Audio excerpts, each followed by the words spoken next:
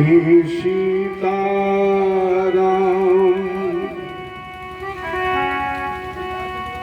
जय जय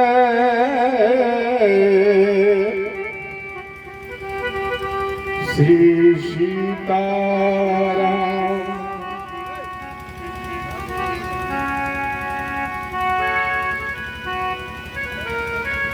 अखंड मंडलाकारं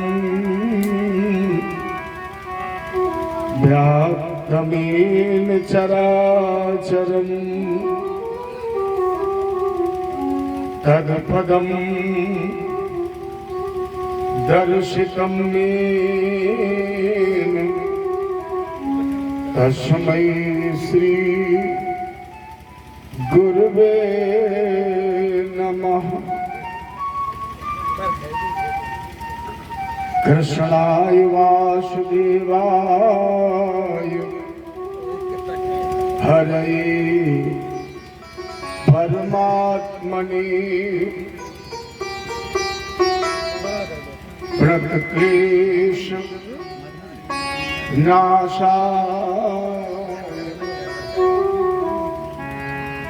गोविंदाय नमो नमः।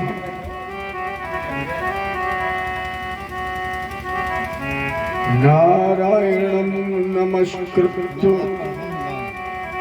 नरं चैव नरोत्तमं देवीं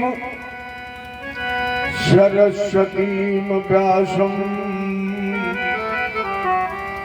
ततो जयमुदीरयेतु। सच्चिदानन्द रूपाय विश्वोत्पत्त्यादिहेतवे तापत्रय विनाशाय श्रीकृष्णाय वयं नुमः। नौमीध्यते भ्रवपुषे तदिगम्बराय गुञ्जावतंस परिपिच्छल सन्मुखाय वन्यस्रजे कवल वेत्र विषाण वेणु लक्ष्मस्य मृदुपदे पशुपाङ्कजाय इवन्तः प्रविश्य मम वाचमिमां प्रसुप्तां सञ्जीवयत्यखिलशक्तिधरा सदाम्नाम् अन्यास्तहस्तचरण श्रवणत्वगादीन् प्राणानमो भगवते पुरुषाय तुभ्यं। गिर को उठाय ब्रज गोपों को बचाय लीन्हो अग्नि से उबारे पांडु बालक मझारी के राखो गज घंटा तले बालक विहंगम को राखो व्रत नेम धर्म पांडव की नारी को गज की अरज सुन ग्राम से छुड़ायो शीघ्र भारत में राखो प्रण भीष्म ब्रह्मचारी को तीन विधता पहारी संत सुखकारी है जो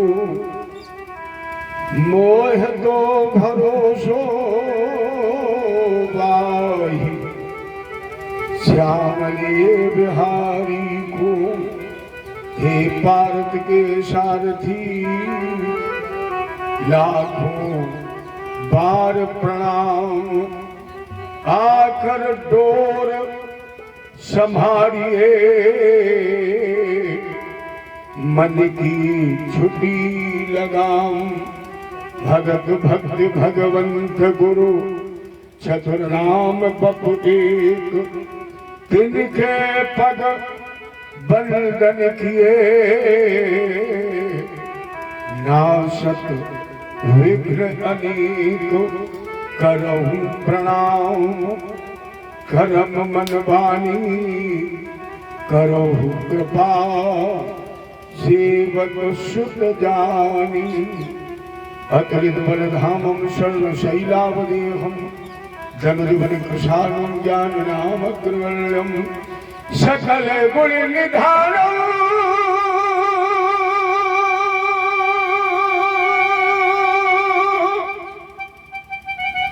वानराणामधीशं रघुपति प्रिय भक्तम्,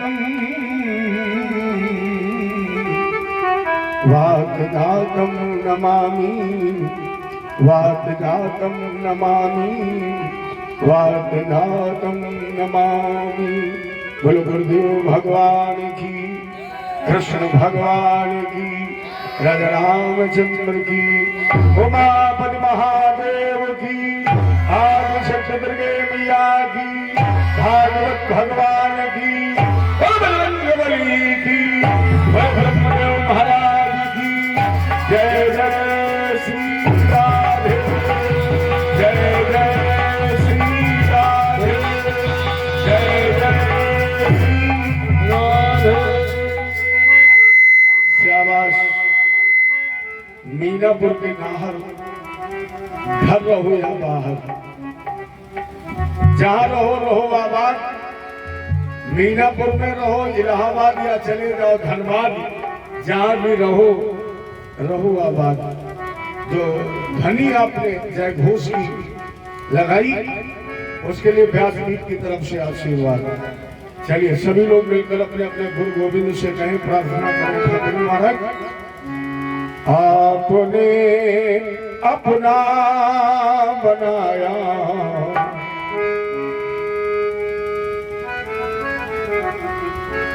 आपने अपना बनाया।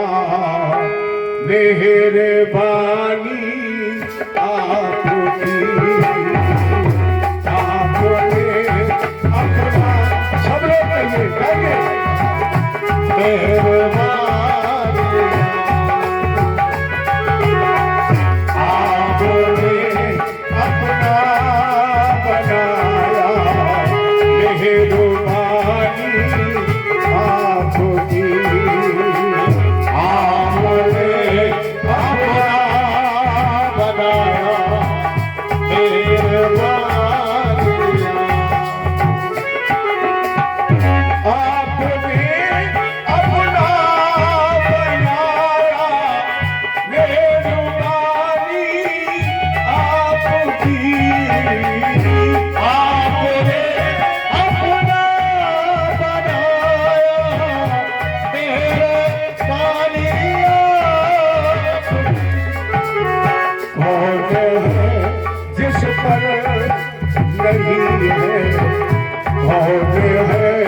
जिस पर नहीं है मेहरबानी आपकी। कौन है मेहरबानी आपकी।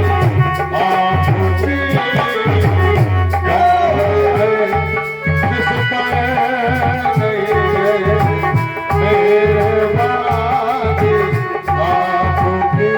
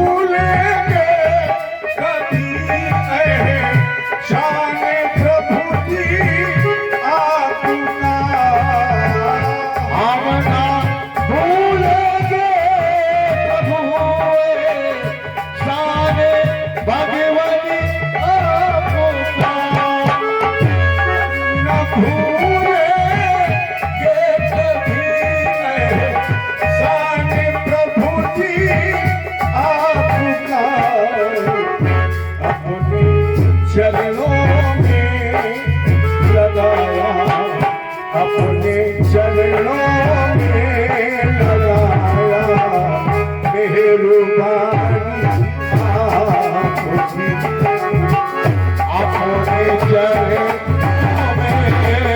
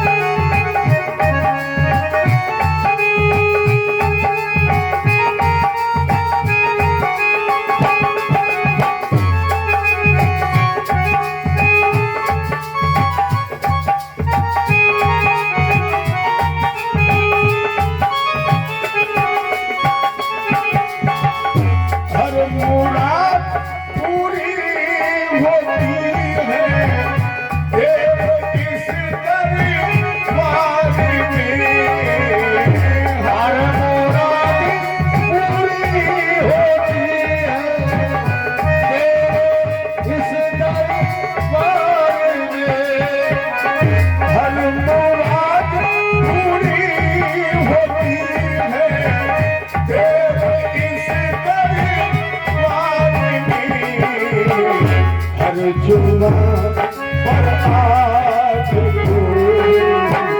हर जुमा पर आज है कहानी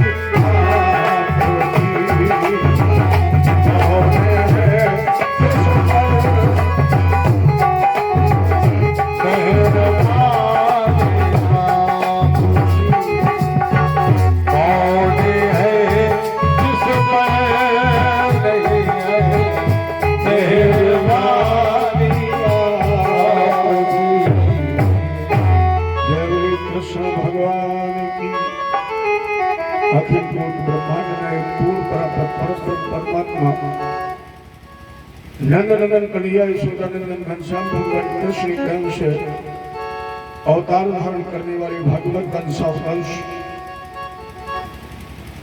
प्रिय श्रोता बंधु, आदि शक्ति पराम्बा जगदम्बा मैया अन्नपूर्णा के अंश प्रातःशाली हमारी मातृ शक्ति, ये परम मंगलमयी भागवत भगवान की कथा भगवत कृपा से ही प्राप्त हुई। क्योंकि जहां तक मेरे संज्ञान की बात है कि शायद 10-15 दिन पहले आपको ये पता नहीं होगा कि यहाँ भागवत जी की कथा होनी है। और मुझे तो मैंने तो आते आते बताया था कि मुझे रात के 10 बजे तक पता नहीं था कि मीनापुर कहाँ है। कल मैंने चर्चा की तो मैंने देखा मेरी पहली कॉल 10 बजकर रात में 9 मिनट पर हुई। तो ये माता जी की विशेष कृपा है। और चाहिए मान लिया जाए कि माँ हमेशा अपने बच्चों के कल्याण के लिए कृपा करती ही है, या ये मान लिया जाए कि जो बच्चे अपने पथ से भटकने लगते हैं, आप समझने की कोशिश करें, जो पथ वंचित हो जाते हैं, जो रास्ते से भटकने लगते हैं, माँ को सबसे ज्यादा उसी बच्चे की चिंता होती है। जो अपने पद से भटक जाए। जैसे माता कहती है गुरुजी मेरे 3 बच्चे तो बिल्कुल ठीक है, मुझे उनकी चिंता नहीं है। चिंता किसकी है? बोले वो जो एक बीच वाला है ना, वो थोड़ा जुआ खेलने लगा, मुझे उसकी बड़ी चिंता है। तो मैं ये कह सकता हूं कि कहीं ना कहीं आप लोग अपने पद से भटक रहे होंगे, कल रास्ता छोड़ रहे होंगे, तो माता जी ने कृपा की और कहा कि चलिए हम तुम्हें भागवत जी की कथा सुनवाती हूँ, जिस कथा के सुनने से तुम्हारे भटकाव में बदलाव आ जाए, तुम फिर अपने सत्पथ पर आ जाओ। जैसे लोग कहते हैं कि रावण ने जानकी जी का हरण कर लिया। महात्मा जरा सोचिए, क्या रावण के अंदर हिम्मत थी जानकी जी के हरण की? अरे जिनके लिए लिखा गया कि भगवती उठ जाए, तरणधर ओट कहत वैदेही, जानकी जी ने चौके से जरा सी दशरथ जी की थाली की तरफ देख लिया तो तिनका जलकर भस्म हो गया। उसी तरह जानकी जी अगर रावण जी की तरफ देख लेती तो रावण तिनके की तरह जल गया होता। रावण ने जानकी का हरण नहीं किया, बल्कि माता जी स्वयं लंका गई, इन्हें चिंता थी, क्योंकि जग जनन जानकी, जग जननी, जनन माने मां, ये केवल एक की मां नहीं थी, सारे जगत की मां है। और जगत की मां है। अभी हमने आपसे निवेदन किया, मां को किस बेटे की चिंता होती है? जो कुमारगी हो जाता है। तो जानकी जी ने देखा कि मेरा एक बेटा रावण कुमारगी हो रहा है, इसे सदमार्गी बनाने के लिए हमें लंका जाना ही पड़ेगा। तो शायद माता जी ने कृपा की और हमारे आपके मिलन का ये एक रास्ता बना दिया भागवत जी की कथा, जिसमें हम आपके 2-3 दिवस में प्रवेश करें। तो पहले दिवस से आप अपने को जोड़ेंगे। कल मैंने व्यासपीठ पर कथा का विश्राम करते करते एक शिखरणी श्लोक दिया था, एक श्लोक गाया था, असारे संसारे विषय विश्व संगाकुल धिया, इच्छार्थे क्षेमार्थे पीबत शोक गाथा तुलसुधाम, किमर्थ व्यर्थ भो ब्रजत कुपथे कुत्सित कथे, परीक्षित तत्साक्षी ये छवण गदमूर्ति युक्ति कथनी। ये श्लोक मैंने आपको दिया था। असारी संसारी अमन निसार मन तत्व, और संसार का शास्त्रीय अर्थ भी यही है। संसार का शास्त्रीय अर्थ सामान्य वह, न माने नहीं, सार माने तत्व, जिसमें कोई तत्व नहीं है। अच्छा बताइए, कोई तत्व है संसार में? कुछ बचता है? तो असारे संसारे, तो जब ये तत्वहीन संसार है, या संसार की एक मोटी परिभाषा है परिवर्तन। संसार की परिभाषा है परिवर्तन। जो कल था वो आज नहीं है, और प्यारे जो आज है ये कल नहीं रहेगा, उसी को कहते हैं संसार परिवर्तनशील। और जब ये संसार परिवर्तनशील है, तो इस परिवर्तनशील संसार में हम ये बेशकीमती नर्तन संसार के विषयों के भोगों में क्यों लगा रहे हैं? क्योंकि भोग तो तुम्हें हर जन्म में मिलेंगे। देवता बनोगे तो भी भोग मिलेंगे, दैत्य बन जाओगे तो भी भोग मिलेंगे, पशु पक्षी वृक्ष बन जाओगे तो भी भोग मिलेंगे। लेकिन जरा सोचिए, क्या इस तरह बैठकर तुम्हें भगवान का भजन करने का समय मिलेगा? कभी नहीं मिलेगा। सारी योनियां केवल भोग योनियां हैं। कर्म योनि केवल ये नर्तन है। ये भारत भूमि कर्म भूमि है। मनुष्य शरीर कर्म योनि है। कर्म भूमि भारत में आए हो प्यारे, कर्म करो, कर्म करना पड़ेगा, कर्म करना चाहिए, क्योंकि जिस दिन तुम्हारे पास करने के लिए कुछ नहीं बचेगा, उस दिन ये जीवन भी नहीं बचेगा। जिस दिन हाथ पर हाथ धरकर बैठ जाओगे और ये सोच लोगे कि अब मेरे पास कुछ बचे ही नहीं, और जब तुम्हारे पास कुछ नहीं बचेगा तो ये जीवन भी नहीं बचेगा। स्वयं भगवान शंकर करे सुनो उमा ते लोग अभागी सुनो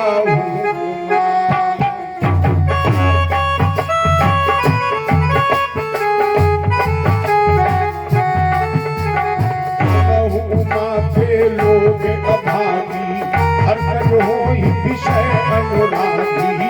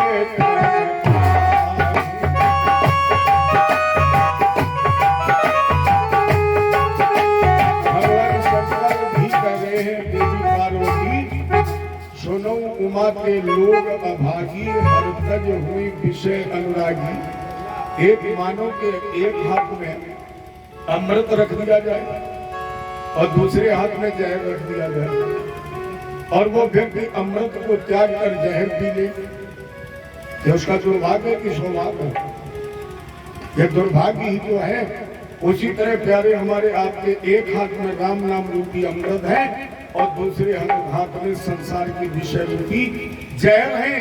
राम नाम रूपी अमृत का त्याग कर जो संसार के जहर का सेवन करते हैं, इससे बड़ा दुर्भाग्य और कौन हो सकता है। भोग तो हर जन्म में मिल जाएंगे, लेकिन इस तरह बैठकर कथा सुनने का सत्संग करने का समय तुम्हें प्राप्त नहीं होगा। इसलिए किमर्थ है व्यर्थ है भो, फिर क्यों एक एक क्षण व्यर्थ में नष्ट कर रहे हो। अगर नष्ट ना करे तो लोगों ने पूछा फिर क्या करूं, कपिवत सुख गाथा तुल सुधाम, तो क्यों ना इन कानों से सुखदेव जी के मुखारविंद से निकली हुई भागवत रूपी अमृत का पान करें। तुल सुधाम लाभ क्या होगा, बोले परीक्षित तत्साक्षी। परीक्षित इस बात का गवाह है, साक्षी माने गवाह, जो हाथ उठा करके कह रहा है कि मैंने श्रीमद् भागवत की कथा सुनी, जन्म मृत्यु के बंधन से छूट गया। तुम सुनोगे तो निश्चित तुम भी जन्म मृत्यु के बंधन से छूट जाओ। मनुष्य का मतलब क्या है, मानव का मतलब है मुक्ति, और मुक्ति माने है किसी बंधन से छूटना। बंधन दो है, पहला बंधन आया उसे जाना पड़ेगा और दूसरा बंधन है कामना का। जन्म से लेकर जब तक शमशान घाट तक नहीं पहुंचोगे तब तक कभी कामना बंद नहीं होगी। एक कामना पूरी होगी, जैसे लोगों ने कहा जग में जन्मे जब बाल भये और तब एक रही शुद्ध भोजन की। जब हम बाल्यावस्था में तब एक ही कामना थी, भूख लगी भोजन मिल जाए। और जब युवावस्था में प्रवेश किया तब क्या हुआ, जग में जन्मे जब बाल भये और तब एक रही शुद्ध भोजन की। तन में करुणाई जब प्रकृति और तब प्रीत रही करुणी तन की। वृद्ध भये जैसे बाल सफेद हो गए, बुढ़ापा आ गया, आँख कान सब जवाब दे गए, तब किसकी कामना थी? व्रत भये धन की तृष्णा और सब लोग कहें सन की सुख मंजुल नाही, मिलो कबहू और रही अनंत समय मन में मन की। यही पूरी जिंदगी हमने कामना में व्यतीत कर दी। याद रखना, जन्म के बाद हमारा एक ही काम है, शमशान घाट तक पहुंचना, और कोई दूसरा काम नहीं है। ये हम अपने जीवन में संसार के जितने भी कार्य संपादित कर रहे हैं, उन कार्यों का एकमात्र उद्देश्य शमशान घाट तक पहुंचना।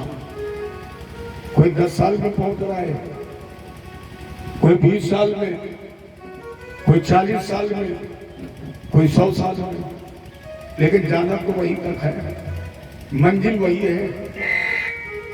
और जब मंजिल वही, तो बड़े बड़े राजे महाराजे भी इसी घाट पर आए, और फुटपाथों पर भीख मांगने वाले भी इसी घाट पर आए। कोई दूसरा रास्ता नहीं, बस एक है। बड़े बड़े राजे महाराजे इस घाट तक आए। अरे चली जा रही है,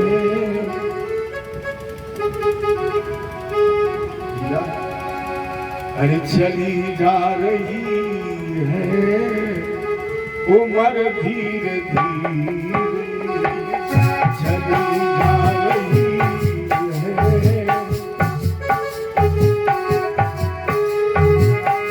चली जा रही है उम्र धीरे धीरे, चली जा रही है उम्र धीरे धीरे, चली जा रही है उम्र धीरे धीरे, चली जा रही है उम्र धीरे धीरे, भले पल आठो पैर धीरे धीरे।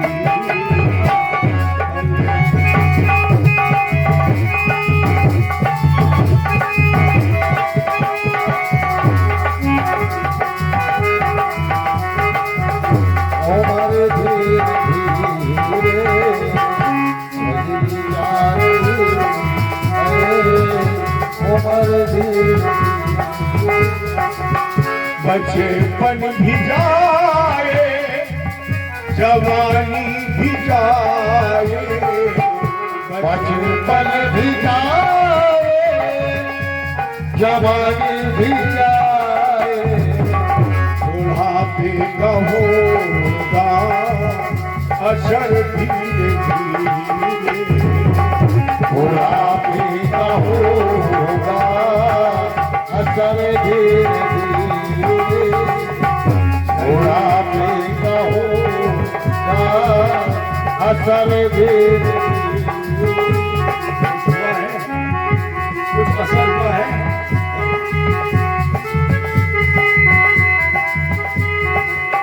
चली जा रही है उम्र धीरे धीरे,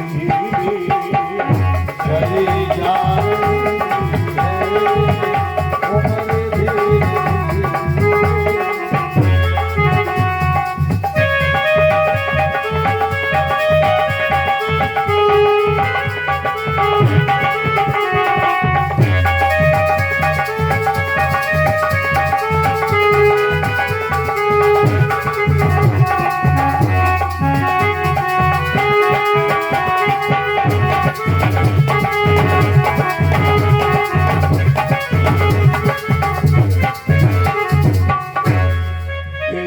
हाथ पाँवों में दम ना रहेगा, तेरे हाथ पाँव में दम ना रहेगा, झुकेगी तुम्हारी कमर धीरे धीरे, झुकेगी तुम्हारी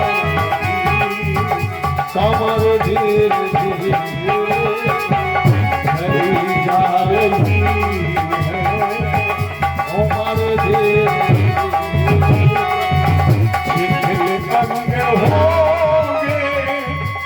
एक दिन तुम्हारे शिथिलत हो एक दिन तुम्हारे फिर बंद होगी नजर धीरे धीरे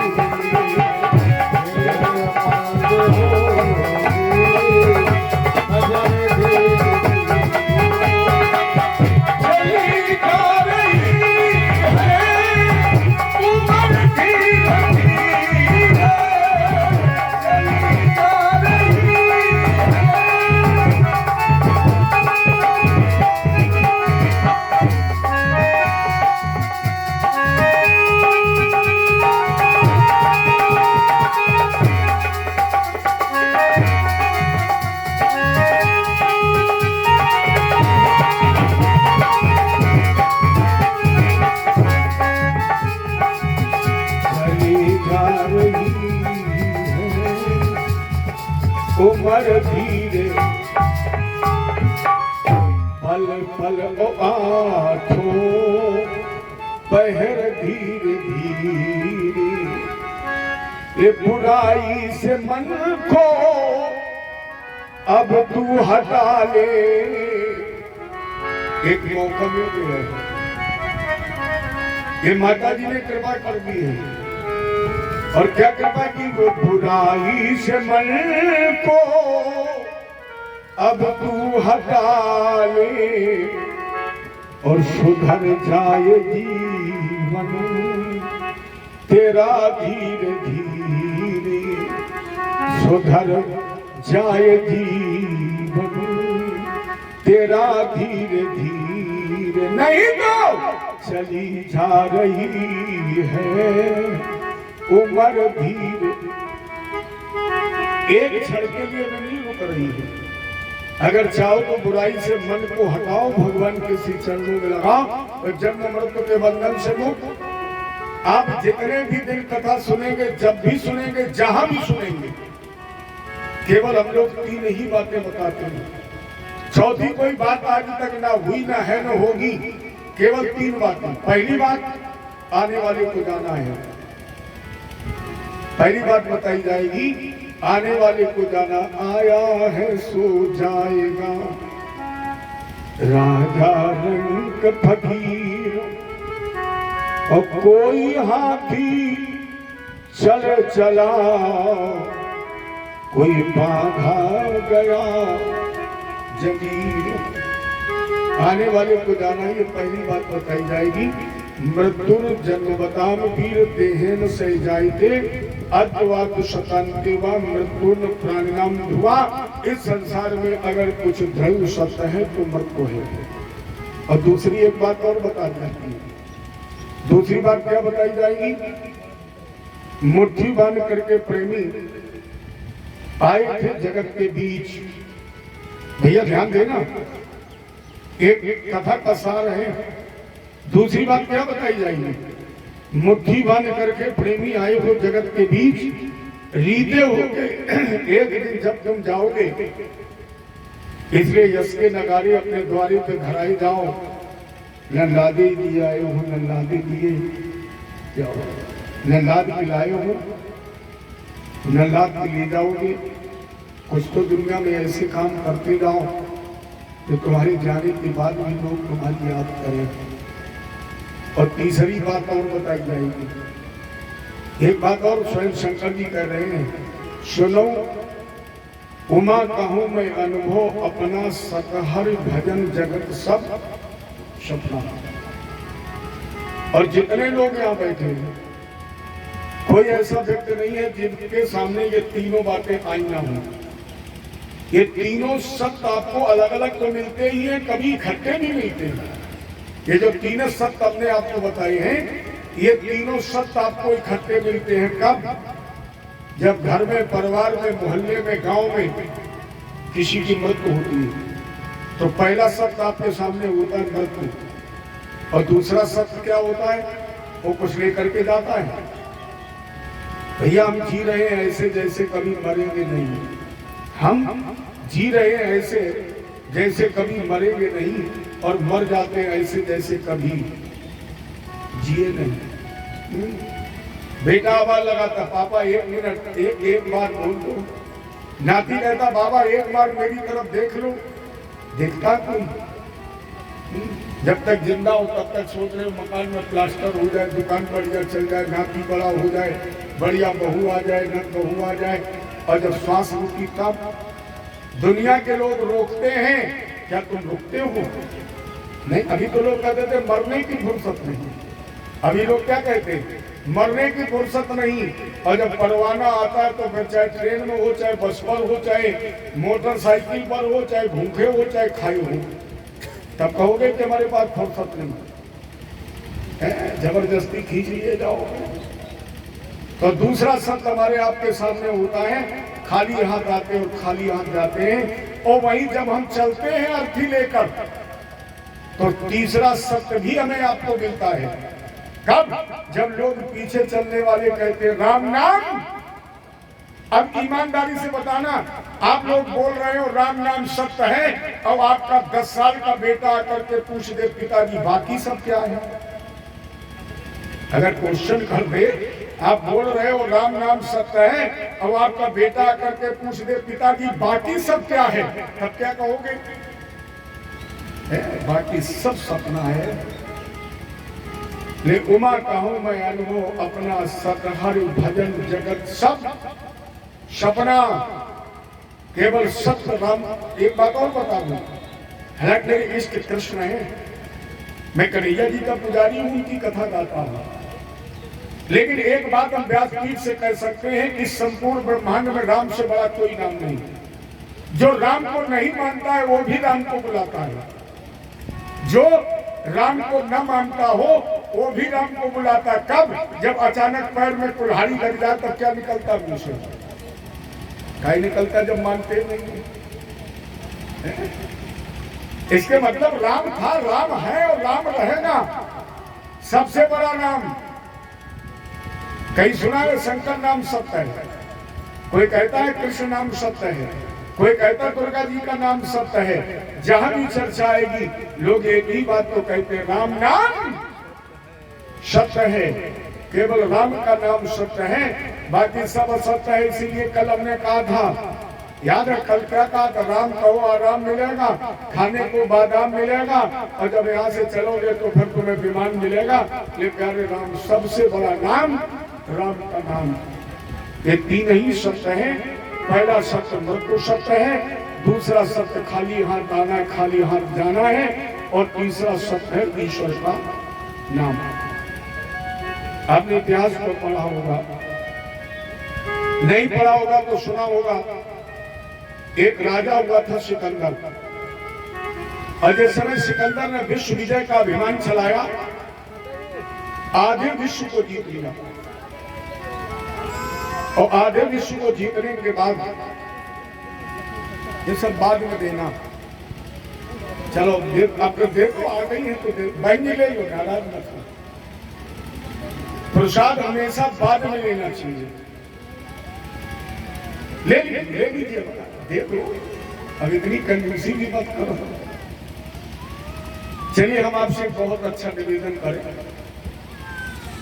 कथा के कुछ नियम होते हैं, और मैंने कल आपसे कहा था, पहले निवेदन कर दूं, चढ़ौती बंद मत करना, सहयोग करना बंद मत करना, क्योंकि ये संतों की कथा है, और संतों की कथा बगैर आपके सहयोग के, बगैर आपके दान के पूर्ण नहीं हो सकती। आपको इसमें तन भी देना है, मन भी देना है, और जब आप मन और तन दे देंगे तो धन आपको देना नहीं पड़ेगा, वो अपने आप चला जाएगा। केवल आप हमें तन दीजिए, केवल हमें आप मन दीजिए, धन तो फिर हम आपसे कल लगवा ही देंगे। लेकिन कथा का नियम, सबसे पहला नियम तो ये होना चाहिए कि कथावाचक व्यासपीठ पर आए, इसके पहले श्रोता को व्यासपीठ के सामने पहुंच जाना चाहिए। कथावाचक को श्रोता का इंतजार नहीं करना चाहिए। कल मुझे बहुत अच्छा लगा जब मैं यहाँ आया, तो वास्तव में मुझे बहुत अच्छा लगा कि मेरे आने से पहले यहाँ 100 लोग कम से कम बैठे हुए थे। तो वक्ता के आने से पहले श्रोता को इंतजार करना चाहिए। लेकिन चूंकि अब समय बदल गया है, अब जमाना बदल गया है, अब नौटंकी में किसी को बुलाना नहीं पड़ता है। और कथा में एक कलयुग का असर है कि दूध गली गली में बिकता है और ठेके पर लोग आधार कार्ड के लिए लाइन लगा के खड़े, जैसे मैं टिकट कट रहा हूं। दूध वाला रोज चिल्लाता, भैया दूध एक बहुमूल्य मणि है, हीरा है, रत्न है। वो रत्न गली गली में लोग चिल्ला चिल्ला के बेच रहे हैं और ठेका का गेट खुलता नहीं, लोग आधार लिए लंबी लाइन में लगे। अरे बेटा बुरा नहीं मानना, जब गांव में नौटंकी होती है तो इस तरह मैटी बिछाई जाती है, बताइए कर बिछाई जाती है? लोग खुदाई अपनी खाद वाली बोरी बगल में दाब ली और बोले भैया चलो चलिए, क्यों? बोले आगे जगह नहीं मिलेगी। और भगवान की कथा बोले जब आरती हो जाए तब चलेंगे। एक कलयुग का प्रभाव। खैर आइए प्रश्न को मैं आपसे निवेदन कर रहा था, कथा में आप पहले आइए और अगर बीच में आप आए तो जहां आए वहीं चुपचाप बैठ गए। चढ़ौती आपकी वापस नहीं जाएगी, या तो कथा के पहले चढ़ौती हो या कथा के बाद आरती के समय चढ़ौती हो, ये अच्छा नियम है। तो या तो पहले चढ़ाइए, लेकिन हम ये कहेंगे चढ़ाइए जरूर। ये मत सोचना कि पंडित जी ने कह दिया तो अपने वापस लेगा, वापस ले जाओगे तो बाबा जी हमें वापस कर देंगे। जय जय श्री। आइए शंकर। सिकंदर ने आधे विश्व को जीत लिया, लेकिन अब मरना पीछे भी था। जब काल उपस्थित हुआ, सिकंदर ने अपने मंत्रियों को बुलाया और कहा भैया मेरे जीवन की 3 अभिलाषाएं अधूरी रह गई हैं, मेरे मरने के बाद पूरी कर देना। मंत्रियों ने कहा राजा ने बताइए। सिकंदर ने कहा कि मेरी पहली अभिलाषा, जिन डॉक्टरों ने मुझे बचाने की कोशिश की है, मेरी अर्थी उन वैद्यों और डॉक्टरों के कंधे पर जाए। मेरी दूसरी अभिलाषा, जिस समय मेरी अर्थी निकाली जाए, मेरे दोनों हाथ अर्थी के बाहर कर दिए जाएंगे। और मेरे जीवन की तीसरी तमन्ना, मेरे खजाने में जितनी दौलत भरी है वो दौलत उस रास्ते में बिछा दी जाए। ये मेरी 3 अभिलाषाएं हैं। मंत्री बहुत उत्तर ढूंढने की कोशिश करते रहे और जब उत्तर नहीं मिला तो पूछा राजेंद्र इन 3 अभिलाषाओं का उद्देश्य क्या है? सिकंदर ने कहा हम जगत को ये बताना चाहते हैं कि जिन वैद्यों ने हमें बचाने की कोशिश की है, जब इन पर काल का कुठार चलेगा तो ये भी नहीं बचेंगे। भैया डॉक्टर का सिरिंज भरा का भरा रह जाएगा जब उसका परवाना आएगा। तो ये हम संदेश देना चाहते हैं जगत को कि सिकंदर ही नहीं, जिसने सिकंदर को बचाने की कोशिश की है, जब वक्त आएगा तो ये भी नहीं बचेंगे। मेरे हाथ अर्थी के बाहर निकाल दिए जाएं, इससे हम जगत को संदेश देना चाहते हैं जिसने विश्व को जीतने का अभियान चलाया, जिसने आधे विश्व को जीत लिया, वो सिकंदर भी खाली हाथ जा रहा है। ये हम जगत को दिखाना चाहते हैं और दौलत बिछा करके ये देना चाहते हैं संदेश कि ये यही थी, यही है और यही रहेगी। प्यारे तुम जहाँ बैठे हो इसके पहले भी यहाँ कोई बैठा था और तुम चिंता मत करो, तुम जगह को खाली करो। यहाँ बैठने वाले पहले से तैयार हैं।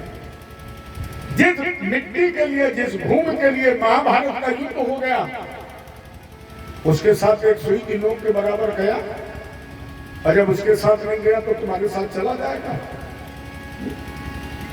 अरे और क्या राय से जरा उत्तर देना।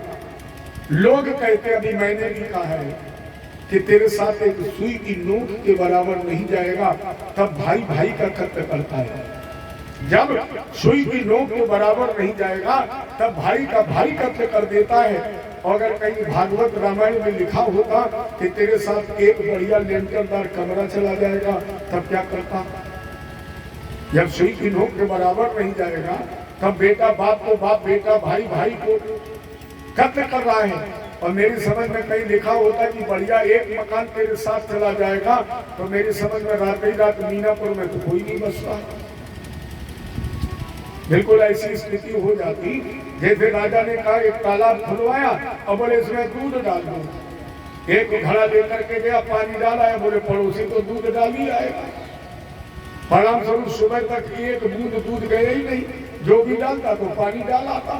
तो माने एक दूसरे का यहाँ कत्लेआम हो गया होता अगर कहीं ये लिखा होता कि तेरे साथ कुछ जाएगा, कुछ नहीं जाएगा। मुट्ठी बांध करके प्रेमी आए हो जगत के बीच, रीते हो के एक दिन जब जाओगे, इसलिए यश के नगारे अपने द्वारे पे धराए जाओ।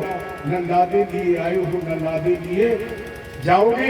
ये परीक्षित तत्साक्षी, ये परीक्षित गवाह है और वहां उठा करके कराए। ये ग्रंथ जो आपके सामने रखा है, ये 4 वेद 6 शास्त्र 18 पुराणों में सर्वश्रेष्ठ क्यों है? अन्य जितने भी ग्रंथ आप पढ़ेंगे इसमें आपको कोई गवाह नहीं मिलेगा। चाहे रामायण पढ़ें, चाहे गीता पढ़ें, चाहे आप शिव पुराण, कोई भी पुराण पढ़ें, कोई गवाह नहीं है। लेकिन भागवत में गवाह है। और मुकदमा कौन जीतता है? जिसका गवाह मजबूत हो। तो हमारे पास तो एक गवाह है और जो हाथ उठा करके कह रहा परीक्षित तत्साक्षी, ये छवण गद मुक्ति युक्ति कथनी। परीक्षित हाथ उठा करके कह रहा है कि मैंने जब श्रीमद् भागवत की अमर कथा सुनी तो जन्म मृत्यु के बंधन से छूट गया। तुम सुनोगे तो तुम भी जन्म मृत्यु के बंधन से छूट जाओगे। और मेरी इस बात का समर्थन मानस भी कर रही है। रामायण के राम कथा भव भंग विमोचन, राम जी की जो कथा सुन लेते हैं, जो कृष्ण जी की कथा सुन लेते हैं, उनके सारे बंधन कट जाते हैं। अथवा भागवत जी में भी प्रमाण है, सप्ताहे श्रवणे चैतत सर्वथम मुक्त रहती। आप एक बार कथा तो सुनिए, जीवन के सारे बंधन कट जाएंगे। एक बार सुन करके तो देखिए। अरे सुनना तो दूर, एक बार कहीं ऐसी कथा हो रही थी और गांव में एक व्यक्ति ऐसा था जिसने कथा कराना तो दूर कभी कथा में गया नहीं था, कभी गया नहीं था। क्यों? पत्नी पूजा कथा में क्यों नहीं जाते? बोले हमारी कथा से ही नहीं, कथा से और गंगा से दोनों से दुश्मनी है। क्यों? बोले हमने सुना है कथा में जाओ तो पंडित थकता है और गंगा नहाने जाओ तो पंडा थकता है। और फिर हमारे कानपुर में सिरसैया घाट के पंडा, ब्रह्मावर्त विठूर के पंडा, रामे मालिक है, इतने लगकर हैं कि अगर चूक जाओ तो कहो तुम वो बेगऊ संकल्प में चल जाए। अब इसी तरह गांव में आयोजन हुआ, महिलाएं चूकी, धार्मिक प्रवृत्ति होती है। तो धर्म पत्नी ने कहा कि स्वामी जी बाहर कहीं नहीं कथा सुनने गए, अब तो गांव में हो रही है, कथा सुनाइए। अब ये कथा सुनने चला। अरे जिसने कभी कथा सुनी नहीं वो सुनना जानता भी नहीं। अब वो जिसने रामायण पढ़ी ना वो रामायण पढ़ना क्या जाने। तो अब ये कथा में गया, लोगों ने देखा कि हमारे गांव का बड़ा आदमी है, पहली बार कथा सुनने आया है, तो लोगों ने बढ़िया गद्दा डरवा दिया। अब एक गद्दे पर बैठ गए। देखो भगवान की कथा में कोई बड़ा छोटा नहीं होता, सब बराबर होते हैं। लेकिन लोगों ने व्यवहारिक पक्ष में सोचा, अब बढ़िया गद्दा डलवा दिया। और जब गद्दे पर बैठ गया, अब इसने कभी सुनी थी नहीं, सुनना जानता नहीं था। थोड़ी देर बाद आंखें बंद कर ली और कथा में जब आंखें बंद कर ली तो कानों ने भी काम बंद कर दिया। इसे आ गया आलस, तो गद्दे पर सीधे सीधे लेट गए। हालांकि पंडित जी को बुरा लगा, लेकिन फिर सोचा कि जब गांव वाले नहीं रोक रहे हैं, गांव वालों ने इसे गंडक का गद्दा दिया है, तो फिर हम ही क्यों बुराई नहीं। ये 3 घंटे सोता रहा, एक शब्द भी कथा नहीं सुना, पूरी दिन सोता रहा। अब बाद में आरती हुई, आरती भी हो गई तो भी नहीं उठा, प्रसाद बटने लगा। गांव के लोगों ने कहा भाई सेठ जी को प्रसाद दे दो।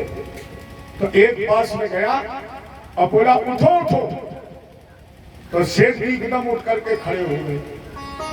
दूसरे ने कहा बैठ जाओ बैठ जाओ, ये बैठ गया। तीसरा लेकर के आया प्रसाद और बोला अच्छा रुको प्रसाद लिए जाओ। सेठ जी ने कब मर गए। पंडित जी ने 3 घंटे में 3 ही बातें बताई। अभी से ये होश नहीं रहा कि हम सोते रहे। सेठ जी ने सोचा जो बातें 3 मिनट में बतानी चाहिए थी, और बताओ वो 3 बातें पंडित जी ने 3 घंटे में बताई। घर लौट के गया, पत्नी ने कहा सुनाए। बोले हाँ खूब कथा सुनी, लेकिन पंडित जी की बात नहीं समझ में आई। क्यों? बोले 3 घंटे चिल्लाते रहे, बातें 3 नहीं बताई। धर्म पत्नी ने पूछा क्या बताया? बोले पहली बात बताई उठो उठो, दूसरी बात बताई बैठ जाओ, और तीसरी बात बताई अच्छा रुको प्रसाद लिए जाओ। पत्नी जान गई, चूक वही मौजूद थी, वो जान गई जिन्होंने कथा बता नहीं सुनी। लेकिन कथा पंडाल में गया है, इसलिए उसके हृदय में परिवर्तन हुआ। अच्छा आप बताइए, आग अगर जानकर छुओगे तो क्या होगा? जलोगे। आग अगर जानकर छुओगे जलोगे, और अगर धोखे में छू लोगे तो भी जलोगे। अग्नि का स्वभाव है। उसी तरह भगवान की कथा का स्वभाव है, जानकर जाओगे जानकर सुनोगे तो भी कल्याण हो जाएगा, और धोखे में अगर कदम पड़ जाएगा तो भी कल्याण हो जाएगा। अब मैंने सोचा लोग कहते कथा सुन लो कल्याण हो जाता है, तो हमने भी तो 3 घंटा कथा सुनी है, देखें हमारा कैसे कल्याण होगा। तो ये बढ़िया बाजार में गया, एक तुलसी की माला ले आया। ये कथा का प्रभाव है। तुलसी की माला ले आया और बोले अब हम यही मंत्र जपेंगे। तो रात में अगर 12 बजे आंख खुल जाए तो तुलसी की माला हाथ में उठाए और पहले मनके पर हाथ रखे, आवाज लगाए उठो उठो। दूसरी गुड़िया पर हाथ रखे, बोले बैठ जाओ, और जब तीसरी गुड़िया पर हाथ पहुंचे तो अच्छा रुको प्रसाद ले लो। बल्कि 3 मंत्र जपता। महीनों बीत गए। एक दिन इसके घर में रात के 12 बजे चोरों ने सेंध लगाई। पहले राइफल वाला काम नहीं होता था, पहले सेंध वाला। अब जैसे छत काटनी शुरू की तो 2-4-6 बार जैसे खट खट की आवाज हुई तो सेठ जी की एकदम आंख खुल गई, और जैसे आंख खुली तो तकिया के नीचे से माला निकाली। अब इनका तो वही अभ्यास था। पहले गुड़िया पर हाथ रखा और बोले उठो उठो। अच्छा चोरों में दम कितनी होगी। अब बैठे बैठे छत काट रहे और सेठ जी बोले उठो उठो, तो एकदम उठ गए, खड़े हो गए। और जैसे चोर खड़े हुए तब तक सेठ जी का दूसरा मंत्र आ गया, बोले बैठ जाओ। चोर बैठ गए। तीसरा मंत्र आ गया, बोले अच्छा रुको प्रसाद रहेगा। तो चोरों ने तो अपना वो खोदने उदने वाला सामान फेंका और भागे। प्राण अब सेठ जी को पता नहीं है। पूरी रात बीत गई। अब सुबह सभी जागे, सेठ जी भी जागे। सुबह नित्य क्रिया के लिए जा रहे थे गांव के बाहर, और जैसे सेठ जी गांव के बाहर निकले तो उधर से वही चोर आ रहे थे। आपस में मंत्रणा की भैया सेठ जी से माफी मांग लो, क्योंकि रात में हमें तुम्हें पहचान गए थे और मिली चवन्नी नहीं। अगर पहुंच गए बरौर थाने में तो आजकल जमानत होना भी मुश्किल है। तो तीनों दौड़ करके आए चोर और सेठ जी के पैर पकड़ लिए, सेठ जी हमें माफ कर दो। अब सेठ जी को क्या पता, डांट दिया भाग, सुबह सुबह से रास्ता खराब कर रहा है, क्या हुआ? तीनों एक दूसरे की तरफ देख के बोले देखो तुम बहुत नाराज हैं, इसलिए कहने भाग जाओ। बहुत नाराज है, बगैर रिपोर्ट के नहीं मानेंगे। रोने लगे, गिड़गिड़ाने लगे। सेठ जी ने कहा बोल बात क्या है? तीनों बोले हम ही तो रात में छत काट रहे थे, जब आपने कहा अच्छा रुको प्रसाद दीजिए। ये भगवान की कथा के पंडाल में जाने का फल है। जिन्हें सुनी नहीं है, केवल पंडाल में जा